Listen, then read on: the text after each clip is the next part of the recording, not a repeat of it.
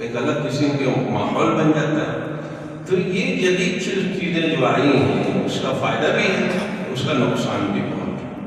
اس کا کیا ہے؟ نقصان بھی بہت ہے. اس لیے دھیرے دھیرے جو تھوڑا سمجھدار ہو جاتے ہیں تو وہ لوگ دھیرے دھیرے ان چیزوں سے پھر کیا ہے الگ ہونا شروع ہو جاتے ہیں.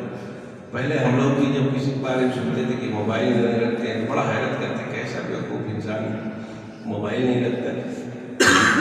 بتاؤ اتنا پیچھے ہو گئے لوگ موبائل لیتے ہیں ہر وقت جو ہے جو چیز چاہیں ان کے موبائل میں جو چیز چاہیں رابطہ کرنے، تمام تقریر بیانات ایک دوسرے کو منتقل ہوتے ہیں. لیکن اب کیا ہے دھیرے دھیرے سمجھ میں آ رہا ہے سب کچھ ہو جاتا ہے. اس سے دور رہنا ہی زیادہ فائدہ مند ہے. جو پرانا طریقہ ہے خط و کتابت کا، لوگ خط لکھتے ہیں تو 10 دن 20 دن بعد خبر آتی ہے. اب خبر آئی 10 دن بعد کہ فلاں آدمی کا انتقال ہو گیا، اچھا انتقال ہو گیا چلو بھائی اللہ مغفرت.